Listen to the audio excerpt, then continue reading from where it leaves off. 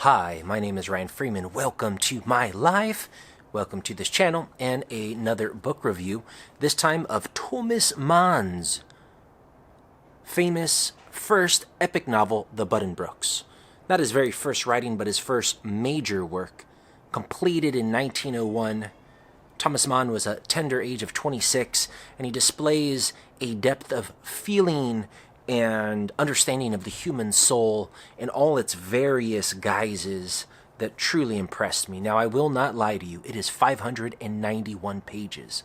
There are a lot of French expressions, some Latin expressions without the translations. So if you want to truly understand this book, you will need to do a lot of work. I had my cell phone next to me. I was constantly looking up new words. It takes place in the 1800s in northern Germany.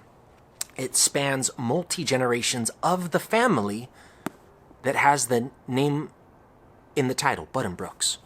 The Buddenbrooks family, you will learn about how they became a rich, prosperous merchant family. You will learn the psychology that goes into the heirs, people who inherit a powerful firm with ships and pious responsibilities in the church, as well as social engagements and how to keep face even when your inner emotions are pushing you towards a different direction.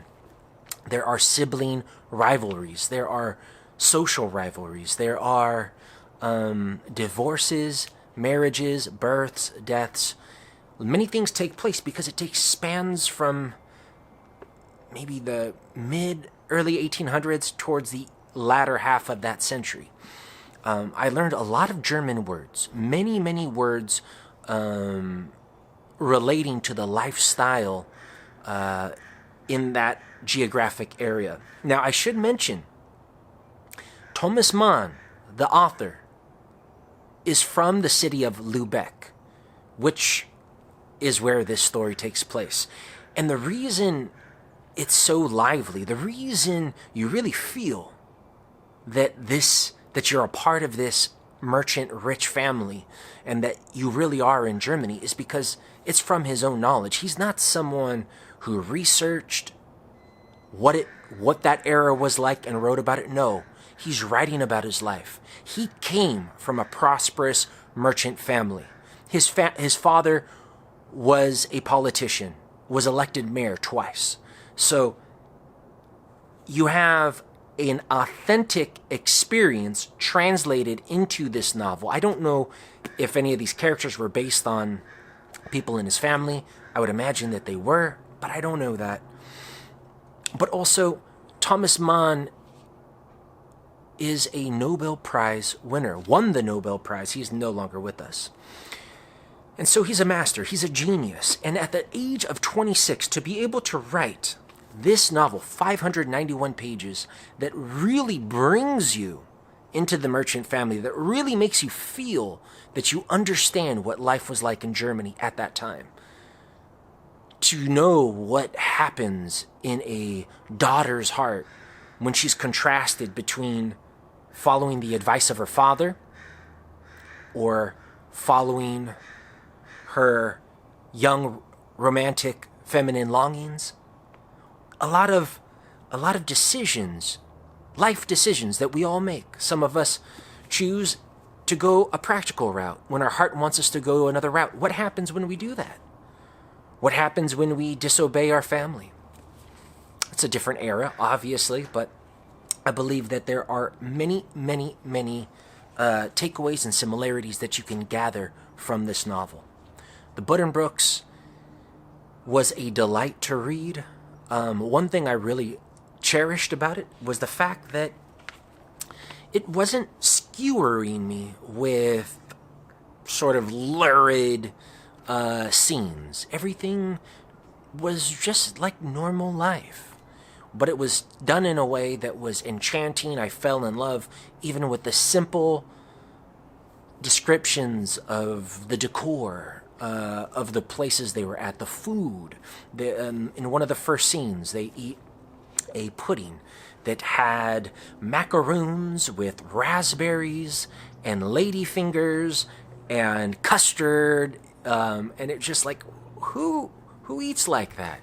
In the descriptions of the turkeys. Now, that doesn't sound enticing, right? To read descriptions of food, maybe it does to you, or descriptions of tapestries, but the way that Thomas Mann weaved it all in to make you really feel that you were part of the family, so that when you lost, when one of the characters lost their fortune and were forced to downgrade their lifestyle, or when one of the characters had a successful triumph and was elected as a senator, you really felt it. You live with these people, 591 pages. I learned a lot of words. I learned about German politics at that time. Napoleon is mentioned. He's active around that time, the Prussian army. You learn about history from someone who lived through that and had relatives that lived through that.